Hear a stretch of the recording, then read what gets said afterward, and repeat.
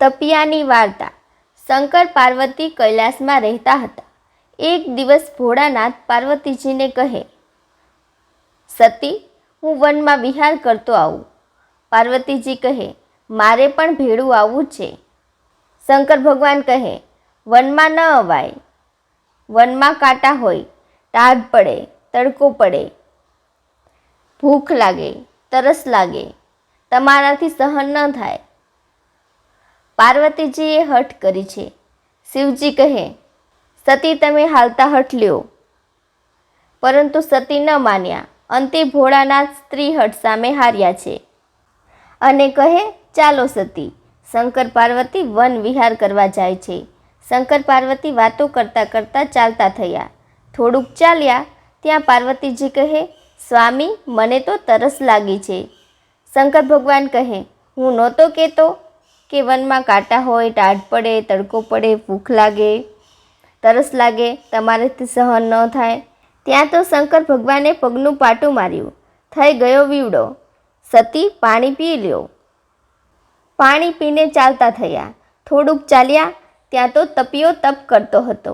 તેને જોતા વર્ષો જૂનો જોગી બેઠો હોય તેવું લાગે છે. આંખની પાપણો ભોમાં ધરી ગઈ હતી. માથે ધૂળના રાફડા થઈ ગયા હતા. રાફડા પર પણ વેલા પાંદડા ચડી ગયા હતા. માનવ દેહ ઓળખવો મુશ્કેલ છે. તપિયો તો તપમાં લીન છે. ઓમ નમઃ શિવાય, ઓમ નમઃ શિવાય, ઓમ નમઃ શિવાય ના જાપ કરતો હતો. પાર્વતીજી તપિયાને જોઈને શિવજીને કહે છે, સ્વામી, આ તપિયો કેટલા સમયથી તપમાં બેઠો હોય એવું લાગે છે. તમે આ તપસ્વીને દર્શન આપો અને તપિયાને વરદાન આપો અને એનો ઉદ્ધાર કરો. શિવજી કહે છે, સતી, આ જંગલ છે. આમાં તો ઠેક ઠેકાણે આવે તો શું બધાને વરદાન આપી બધાના ઉદ્ધાર કરવા? ચાલો સતી, માર્ગમાં આગળ વધો. પાર્વતીજી તપિયાને વરદાન આપવાની હઠ લે છે.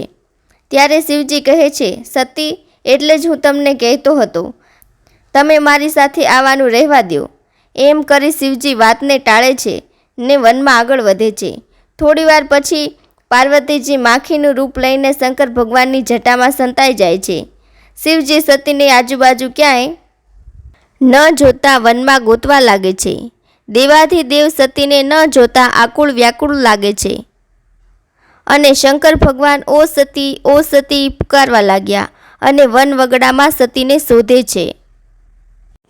પાર્વતીજીને મનમાં વિચાર આવ્યો કે હું થોડીવાર બહાર નહીં નીકળું તો સ્વામી મને શ્રાપ આપી દેશે. અને પાર્વતીજી શિવજીને આકુળ વ્યાકુળ જોઈને બહાર આવે છે.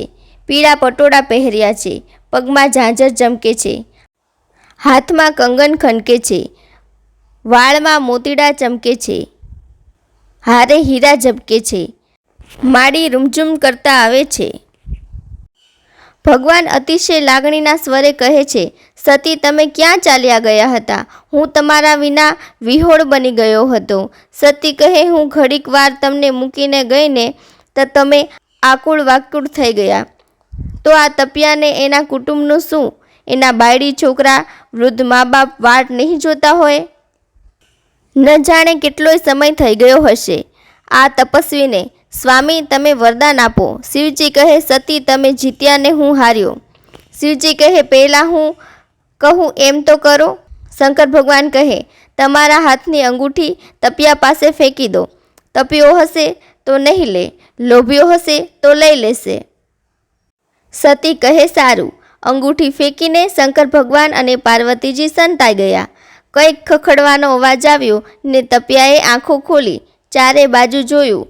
કોઈ નહોતું. એટલે અંગૂઠી લઈને ડાબા પગના આસન નીચે મૂકી ફરીથી આંખો બંધ કરી ઓમ નમઃ શિવાય ના જાપ કરવા લાગ્યો.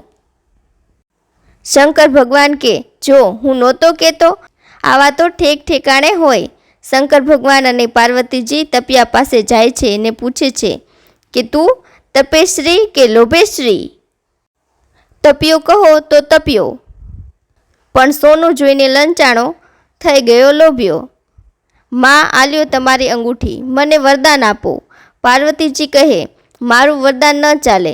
હું તને આપીશ તો પણ ટકશે નહીં. તું ભોળાનાથ પાસે માંગ. તપિયો શંકર ભગવાનના પગમાં પડી ગયો. શંકર ભગવાન કહે, માંગ માંગ. તું માંગ તે આપું. બોલ, તારે શું વરદાન જોઈએ છે? ત્યારે તપિયો કહે, કોઈ મનુષ્ય બાયું બેનું વાર કરે, વ્રત કરે, ધર્મ કરે, તે બધાય સારા કાર્યનું બધુંય પુણ્ય મારું. શિવજી કહે, મૂર્ખને માંગતાય આવડે છે? બીજાનું પુણ્ય ફળ માંગ્યું છે? એવું તો ન બને. મનુષ્ય ઉઠે ત્યારે 5 પાપ લઈને ઉઠે છે. ઢોરની જેમ ઢસડા કરે છે. એમાં રત્તી ભાર પુણ્ય વધે છે. એ તું લઈ જા. એ ન મળે, એ ન મેળ પડે. તું ધન દોલત કે બીજું વરદાન માંગ. તપિયો કહે, મેં તો વરદાન માંગી લીધું, હવે તમે ઉપાય બતાવો. ત્યારે શિવજી કહે, આ પેલી નદી કાંઠે સ્ત્રીઓ સ્નાન કરે છે, તે સ્ત્રીઓને ઉપવાસ છે. તું તે સ્ત્રીઓને પૂછી જો. જો એ તને તેના પુણ્યનું ફળ આપે તો મને કાંઈ વાંધો નથી. તપિયો કહે, ભલે પ્રભુ.